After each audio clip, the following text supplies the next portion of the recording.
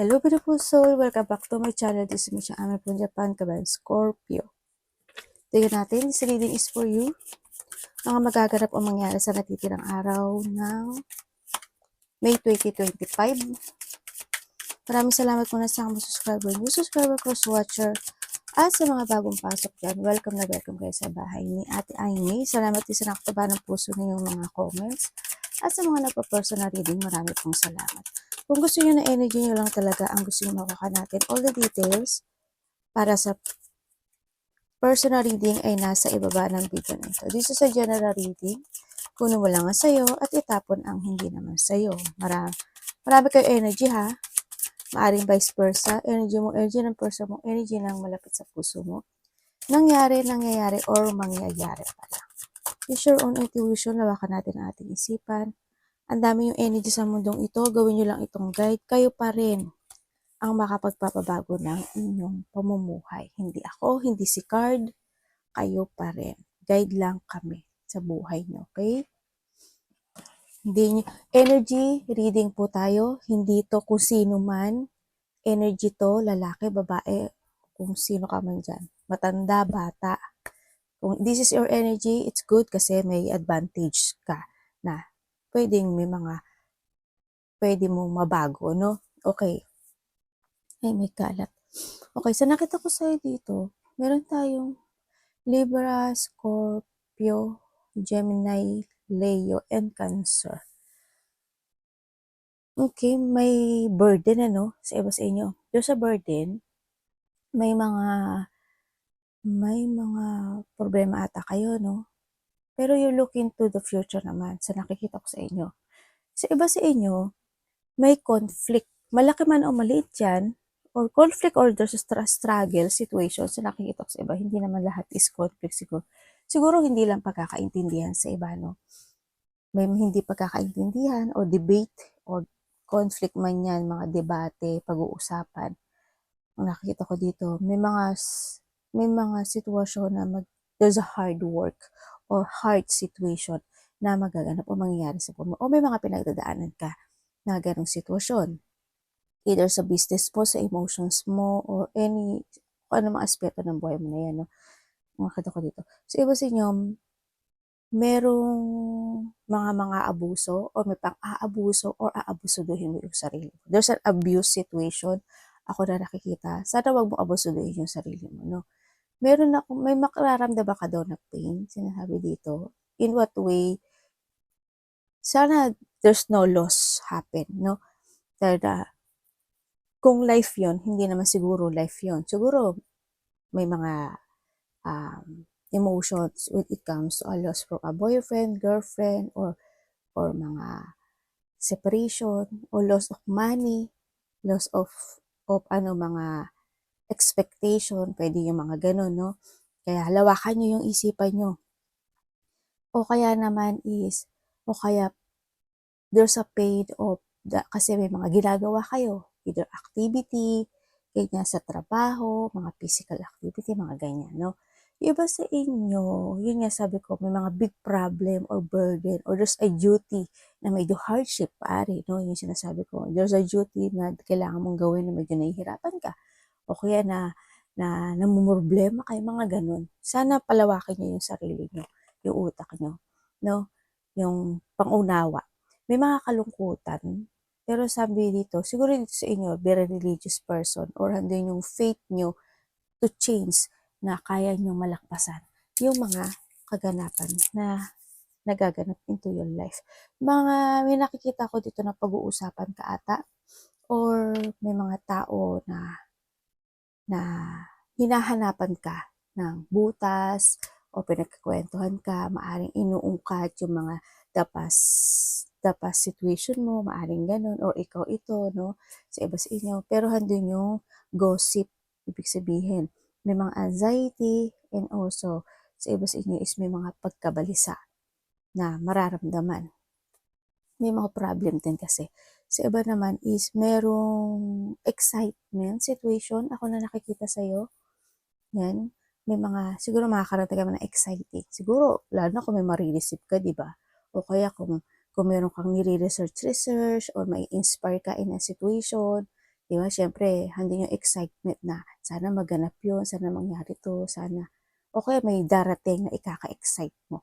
So, iba sa inyo, maaaring related to a family, related to a situation na gusto mong mangyari in life kasi dito si Rainbow, no? So, nakita ko dito. Iba sa inyo siguro handun yung pagiging privacy person nyo or you need to, na maging private. O, pero hindi yung pagiging private nyo kasi siguro handun rin yung nagtatrabaho siguro iba sa inyo sa bahay lang. Siguro yung work nyo is in-house, ganyan. O kaya handun yung mas gusto mo na nasa bahay ka, no? Ikuhanin mo lang yung sa'yo doon. Yan. And also, handun din yung comfort mo and comfort nila, no? About to a family. Sa nakikita ko ito. Handun yung pagkakaisa, pagbubuklod, o may mga kasiyahan na maaaring maganap o mangyari. There's a growth, kumbaga. When it comes to a family or to a relationship, no? Maaaring magkakaroon ng mga pagtutulungan, magkakaroon ng mga positive thing, mga kasiyahan, achievement also. Halimbawa, achievement nila, achievement mo na rin. Ayan. Mayroong mga higit pa sa hiling, medyo may parating sa buhay mo. Sa nakita ko, yun nga lang, hindi naman lahat, pero may mga situation na may konting delay na magaganap sa ibang aspeto ng buhay mo. May delay siya, and then may challenge ka na pinagdadaanan o pagdadaanan also. Nakikita ko naman yung para may something inire-research ka. Nakikita ko dito. Para may hinahanap ka, inire-research ka, or something, may pinag-aaralan ka. Maaaring nag-aaral ka rin, di ba? Yan. Iba sa inyo. May mga sitwasyon na makareceive ka ng information or communication. Yung sa transformation happen, pero iniisip mo pa paano no? Inaalam mo pa paano mo gagawin yun. Kaya medyo nakikita ko nahihirapan ka.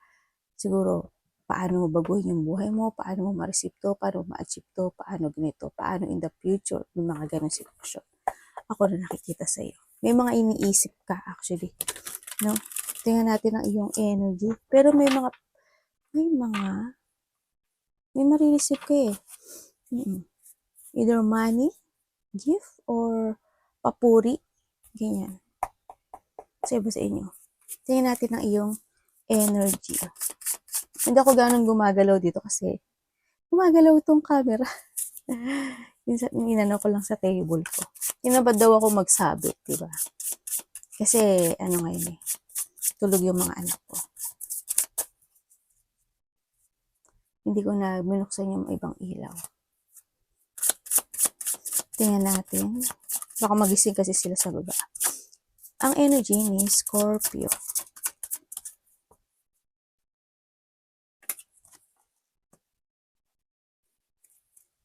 Bakit po? Ano pong ibig niyong sabihin?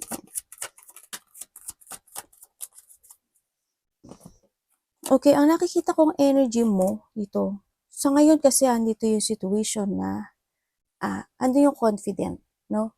Mo when it comes sa sarili mo. Hando yung fashion mo, hando yung situation na willing kang to cooperate or to grow into yourself, no? Lalo na willing kang tumulong, willing ka na hingan ka ng tulong nila, willing ka sa lahat ng bagay. Kumbaga, handun kasi yung confident mo dito. Handoon ang nakikita ko sa yung is mas more kang magiging mas more kang magpa-progress sa sarili mo, sa mga ginagawa mo this time, sa nakikita ko dito. Siguro may mga i-forward ka plano. Kaya yung energy mo ngayon is to grow and to learn. No? Siguro mag-explore ka, may mga kakausapin ka, yan, may mga situation na ipaprogress ka, yan, may mga situation na ipiprepare at i-take action mo this time sa nakikita ko dito. Kaya yun nakikita ko sa iba sa inyo, siguro andin yung paghihintay. Maaaring may hinihintay kayo sa buhay nyo, no? Maaaring magkakaroon din ng mga pag-uusap-usap ng either to a group, community, a friend, mga malapit sa'yo, no? Sa nakikita ko dito. And then also, hindi yung pagiging bold person mo.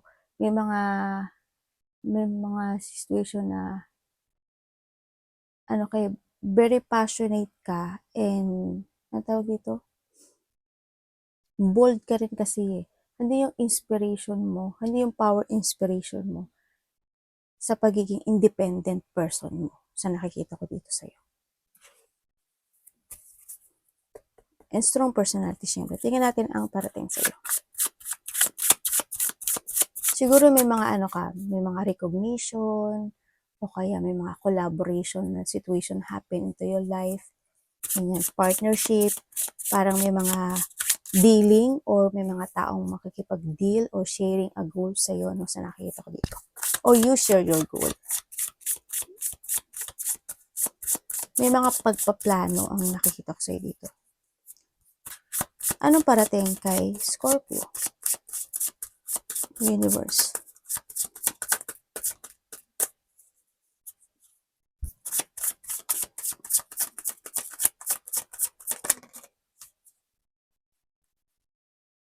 Ibalik natin. Hindi naman siya bumaksak. May happiness ka raw. Ibig sabihin, may kasiyahan nga. Or, there's a good news. Ang ganda nga. The Wheel of Fortune. Para tayong sa'yo, Wheel of Fortune. And also the World, oh. Take it relax, ang sinasabi dito. No? Kasi your manifestation at ang hinihintay mo na victory and success into your life is coming. Wow, talaga? Magbabago yung buhay mo. May offering or maybe you will receive something. May ma-receive ka eh.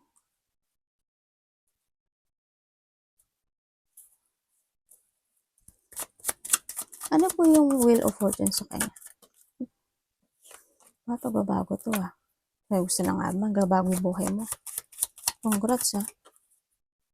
Ay, pero kailangan mga ano. Universe, ano pong kasunod dito? Thank you. Okay, parating sa'yo. Itong parating sa'yo, it's up to you to make it happen. No, nasa sa'yo daw yun. Nasa sa'yo mga kamay. Yung pagkaplanong ito is nasa sa'yong kamay. Yung changes and hope and a positive motion ng buhay mo is nasa sa'yong kamay. Kailangan mo lang mag-action. There's an opportunity na pagbabago ng buhay mo. Kailangan mo lang din mag-trust sa intuition mo. Sa nakita ko, and you need to be strong. Kasi magkakaroon ng pagbabago when it comes to your finances or financial, ano. Andito yung sitwasyon. There's a hardship situation na pwedeng magbago. Pero, yung iba sa inyo, a-action kayo talaga or lahat kayo is need to take it action dito. This is the time na rin na magkaroon kayo ng it's time to step up when it comes sa lahat ng larangan o aspeto ng buhay mo this time. Kasi you have a knowledge na talaga. Kumbaga, ang dami mo nang naranasan na iba't ibang sitwasyon ngayon ka pa mapanghihinaan ng loob, ano. There's an opportunity. Ako nakikita, maaaring bagong trabaho, bagong idea, bagong action, bagong creativity na you need to take it action. You need to finish the unfinished situation and you need to trust mo rin sa intuition mo this time. Sa nakikita ko dito, there's a lack actually. There's a lack. Yung lack kasi na yun, sinasabi dito na umaksyon ka dito. No? Ibig sabihin may a-actionan ka na isang bagay o sitwasyon na ito is magiging maganda sa'yo kasi papabor sa'yo si universe. Papabor siya sa'yo, ibig sabihin makakamit mo yun. Pero wag ka lang maghintay na bumaksak ang magbabago. There's a lack, there's a financial success. Kumbaga improvement when it comes to finances. There's a positive changes. May mga sitwasyon na there's a recovery. Kung kayo is may health issue, siguro you need to take it action. Kailangan mo mag-walk, maglakad ka, konting gawa-gawa ka, mag-take exercise ka, kung anong trip mo, gawin mo. Kasi alam mo sa sarili mo paano, how to change. Kung sa trabaho naman yan, ganun din. Kung sa idea yan, ganun din. O sa iba dito, andito na yung pagbabalik. Unti-unting babalik yung sigla mo, lakas ng loob mo, tibay ng loob ko.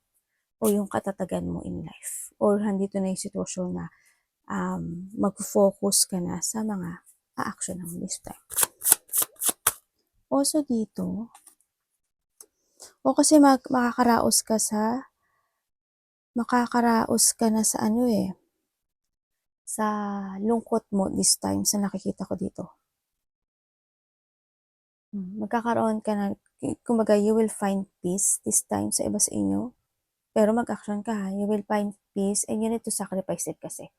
And syempre, after ng failure situation, sadness situation, ang nakikita ko sa'yo, there's a movement na dapat gawin. Hindi na nakikita ko. Pero may recovery. There's a healing situation ako nakita sa'yo. Yung iba dito, siguro magkakaroon kayo ng, o kasi maaari mag-focus kayo sa, iba dito mag-focus kayo sa sarili niyo. To your fashion, sa sarili niyo, sa emotions niyo. Ano dapat iwasan niyo?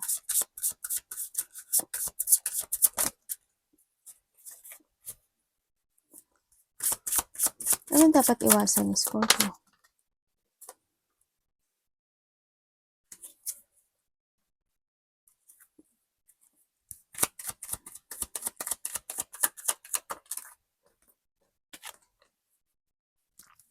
Okay. Okay. Iwasan mo daw tama. Iwasan mo yung hindi ka mag-focus sa sarili mo to recover, no? In any situation sa nakikita ko dito. Iwasan mo din yung mamanipulate ka ng situation mo sa nakita ko dito. Yung maging over-emotional ka. Ganyan. Iwasan mo yung galit, yung puot, o yung magulong pag-iisip. Iwasan mo hindi mo alagaan yung sarili mo. Siyempre, iwasan mo hindi magpahinga. Siyempre, no? Sinasabi dito, kumbaga iwasan mo mag-isip-isip ng mga bagay-bagay na nakaka-bothered sa'yo, na nahihirapan ka. Iwasan mo yun. Kasi hindi rin siya magiging good sa sarili mo. Lalo na kung may sakit ka. No? Lalo na kung may nararamdam. Hindi ka man may sakit, kung hindi talaga yung paka-emotional mo, iwasan mo na lang yun. Sa nakita ko dito. Iwasan mo yung makontrol o mapigilan ka ng sarili mo kung ano yung mga gusto mong i-let go, i-change, o yung mga gusto mong baguhin into your life. Iwasan mo din yung magkaroon ng insecurity. Alam ko naman hindi ka naman insecure, no? Or maaari umalis ka sa mga tao nagkakaroon ng insecure sa'yo at nagiging bitter sa'yo. No? Kung hindi ikaw yun, umiwas ka na lang doon sa mga tao na yun. Then also, yung mga hindi mapagkakatiwalaan na tao at hindi maaasahan, umiwas ka na lang doon. Or wag mong iisipin sa sarili mo na, or vice versa tayo, o halimbawa ikaw, iwasan mo na hindi ka magtiwala sa kakayahan mo, iwasan mo na hindi ka magtiwala na hindi ko kaya to, baka hindi mangyari, baka hindi maganap. Magaganap siya kasi mag-a-action ka at kailangan mo mag-action. Kung iisipin mo lang iisipin yun, burden nga yun, di ba? Kaya yun ang mga dapat mong iwasan. When it comes to love,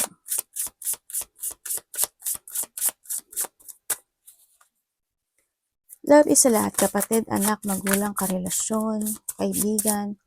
Kamusta po ang love ni Scorpio?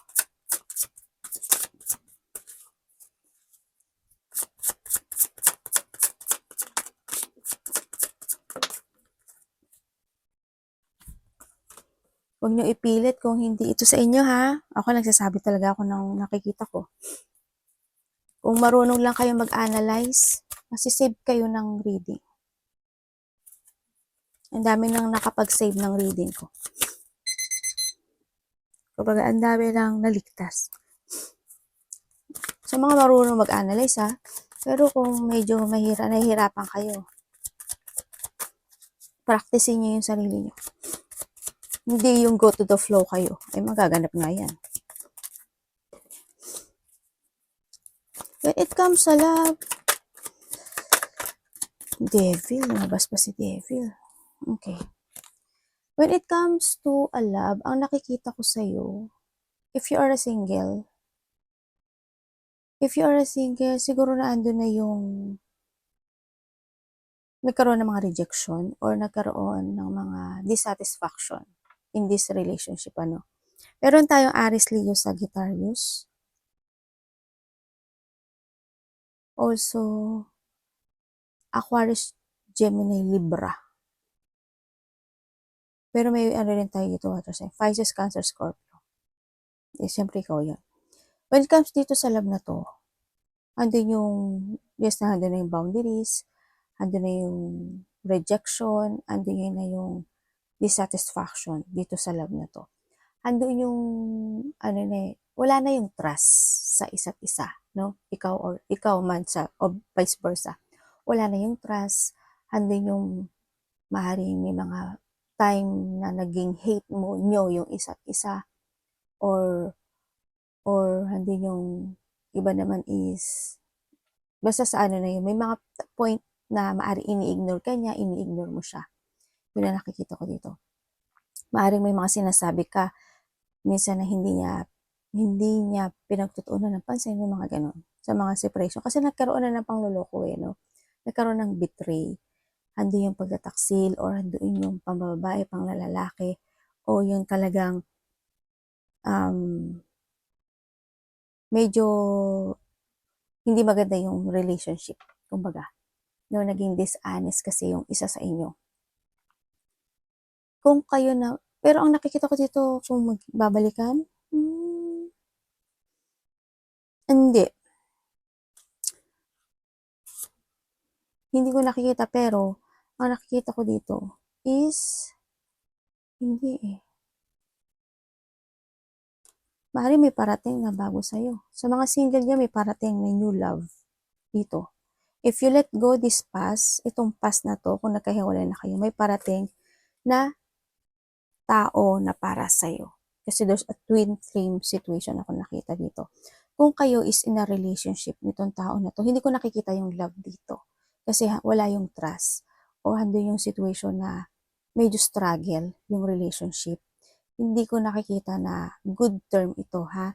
Hando yung kasi yung situation na maaaring yung isa nagpipigil, o yung isa may boundary, yung isa is sneaky, ganyan. Yung isa is wala talaga yung trust at may doubt sa isa't isa, kumbaga.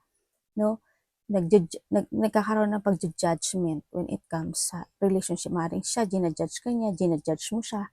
May mga ganong sitwasyon, no? Sa nakikita ko dito. May mga self-doubt or doubt sa isa't isa. Kaya kung sasabihin kong good term, no, hindi siya good term itong relationship na to. Maaaring may mga jungling situation man kayo, or handin yung situation na struggle, or maaring isa sa inyo, kuhanin mo lang yung sa'yo ito, maaring isa sa inyo is may boundary siya sa'yo, na maaring nagiging sneaky siya sa'yo, they hiding talaga yung totoong feelings niya, maaring ganun, no? Yun ang nakikita ko dito, ha. Kuhanin mo lang yung sa'yo doon. Or vice versa. Tingnan natin ang iyong money. Kamusta yung money ni Scorpio? Siguro yung iba nagbibisi-bisihan lang, pero totoo, medyo, ano siya, may boundary siya sa'yo, or vice versa. Ganun sa nakita ko sa'yo, dito. Pero hindi ko nakita kasi yung love ng relationship.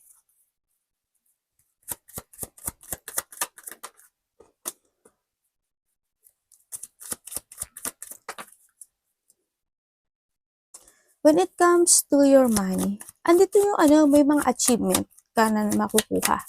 Hindi lang ganun kalaki, or hindi lang ganun ka super ganda, pero at least may nare-receive kang achievement. Kumbaga, you take care your money sa nakikita ko dito. Ang nakikita ko dito siguro, mayroon ka pagkakagastusan?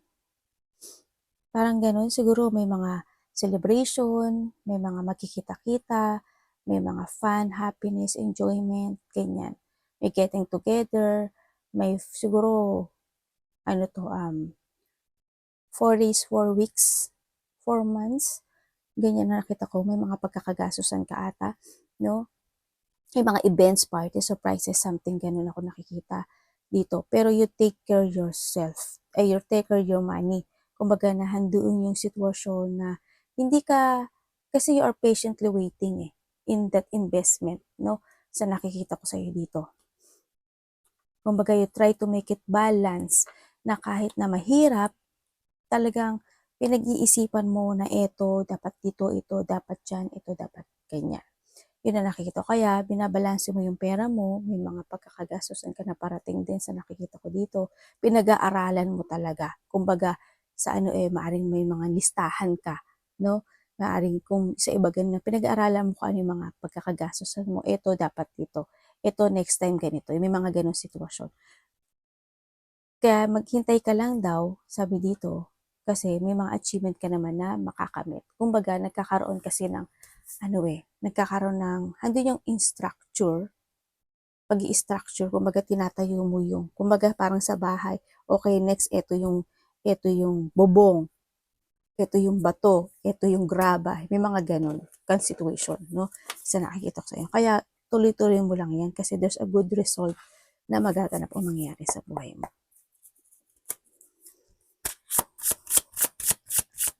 Any opportunity pa kay Scorpio. Kasi andun ka sa unti-unting magkakaroon ng transformation sa'yo. Sa iba sa inyo, maybe you are inspired, no?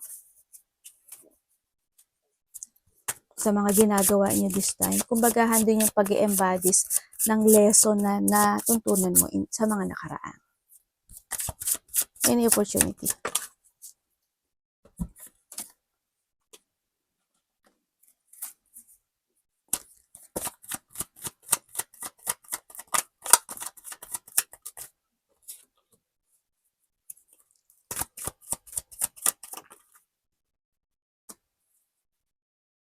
Uy. Okay, opportunity. Ang nakikita ko sa iyo ito, opportunity. Maganda siya. Opportunity, siguro andito yung situation na may darating na victory and success situation sa buhay mo. Sa nakikita ko dito, may parating, maghintay ka lang maghintay ka lang daw.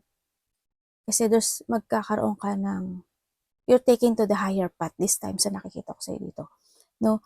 Ang nakikita ko sa iyo, siguro iba sa inyo, is there's a travel.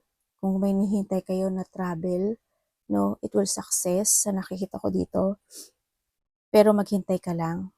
Kasi maaring there's a progress situation, Kung this is also yung action na sinasabi ko sa inyo, if there's an adventure or action o paglakad, may victory and success. Yun ang actionan nyo, ha?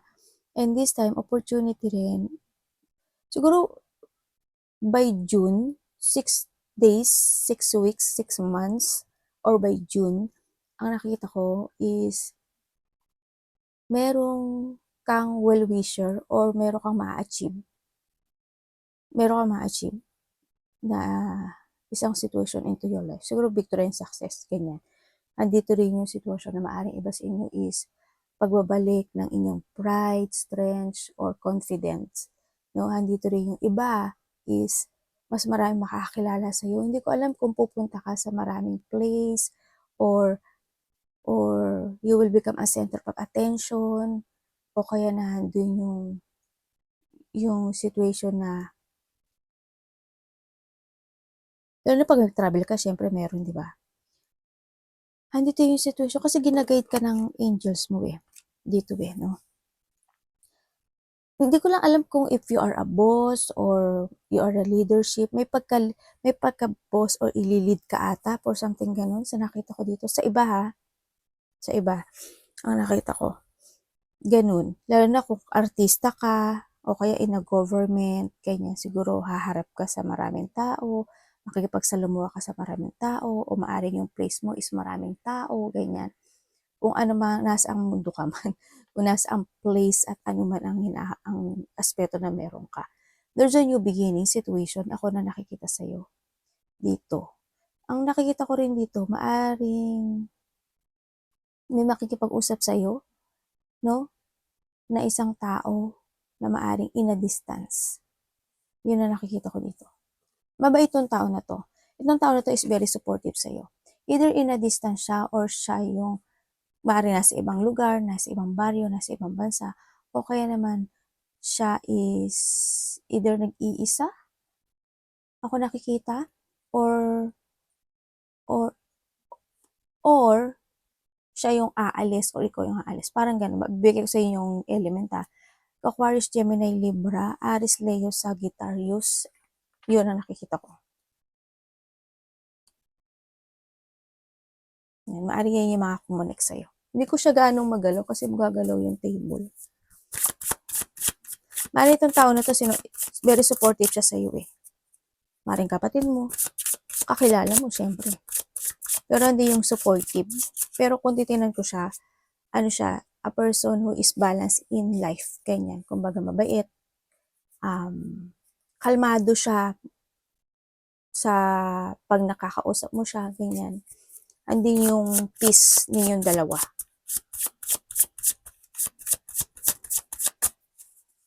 Or maybe sa iba is may mag-a-apology sa'yo. No? Na tao na hindi kayo nagkaroon ng good term in the past. Sa iba ganon. Mas magiging more on wiser and stronger ka na raw this time. Or maaring hindi mo siya magsalita ng sorry or apology sa'yo, ipaparamdam niya to sa'yo. Or ikaw ito ha. Advice po universe.